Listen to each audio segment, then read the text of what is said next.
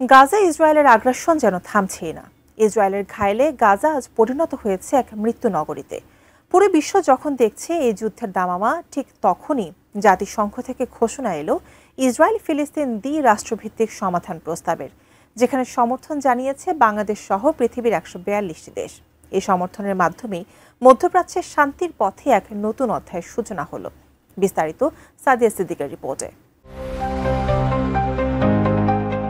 মধ্যপ্রাচ্যের শান্তির পথে নতুন সম্ভাবনার দ্বার খুলে দিয়েছে জাতিসংঘ সাধারণ পরিষদের গৃহীত একটি ঐতিহাসিক প্রস্তাব। বাংলাদেশ সহ 142টি দেশ ইসরায়েল ফিলিস্তিন সংকটের দুই রাষ্ট্রভিত্তিক সমাধান বাস্তবায়নের জন্য একটি রূপরেখা নির্ধারণ করেছে। শুক্রবার অনুষ্ঠিত ভোটে বিপুল সংখ্যক দেশ প্রস্তাবটির পক্ষে ভোট দেয়, যা আন্তর্জাতিক কূটনীতিতে এক নতুন মোড় নির্দেশ করে।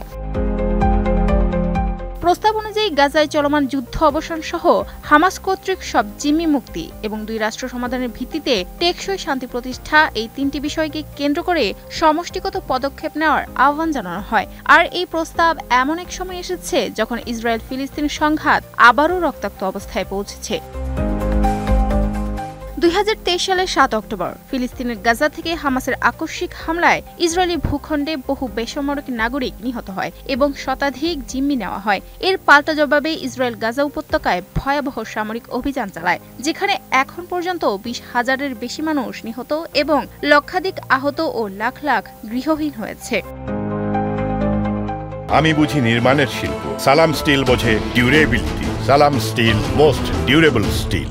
বিপর্যস্ত গাজায় হাসপাতাল, শিক্ষা প্রতিষ্ঠান, এমনকি জাতিসংঘ পরিচালিত শরণার্থী ক্যাম্পগুলো হামলার শিকার হয়েছে। মানবাধিকার সংস্থাগুলো একে মানবতার বিরুদ্ধে অপরাধ বলে আখ্যা দিয়েছে। জাতিসংঘ একে ভয়াবহ মানবিক সংকট হিসেবে চিহ্নিত করেছে। এদিকে সৌদি পররাষ্ট্র মন্ত্রণালয় এক বিবৃতিতে জানিয়েছে, এই প্রস্তাবের মাধ্যমে আন্তর্জাতিক সম্প্রদায় ফিলিস্তিনিদের স্বাধীন রাষ্ট্র প্রতিষ্ঠার অধিকারের প্রতি সুস্পষ্ট সমর্থন জানিয়েছে। সৌদি আরব ছাড়াও আরব লীগ এই ঘোষণায় পূর্ণ সমর্থন দিয়েছে, যার আওতায় 17টি সদস্য রাষ্ট্র ইতোমধ্যে জুলাই মাসে স্বাক্ষর করেছে। ফিলিস্তিনের ভাইস প্রেসিডেন্ট হুসেইন আল শেখ একে গুরুত্বপূর্ণ মাইলফলক বলে অভিহিত করে বলেন, এটি আমাদের স্বাধীন রাষ্ট্র প্রতিষ্ঠার পথে দখলদারিত্বের অবসানের সম্ভাবনাকে আরও এগিয়ে দিয়েছে। তবে প্রস্তাবে হামাসের সহিংসতার নিন্দা জানানো হয়েছে এবং জিম্মিদের মুক্তি দেওয়া, সহিংসতা বন্ধ করার উপর জোর দেওয়া হয়েছে।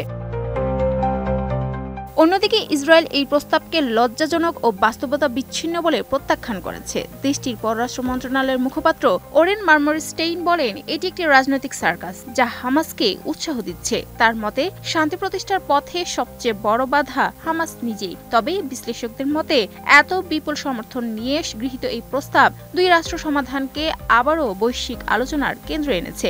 ফ্রান্স, সৌদি আরব সহ গুরুত্বপূর্ণ দেশগুলো নিউ ইয়র্কে আসন্ন দুই রাষ্ট্র সম্মেলনে এই প্রস্তাব বাস্তবায়নের পথ অনুসন্ধানে বসবে। বাংলাদেশের সক্রিয় সমর্থন এই শান্তি প্রক্রিয়ায় আন্তর্জাতিক গুরুত্ব পেয়েছে। Sadia Siddika, ATN news.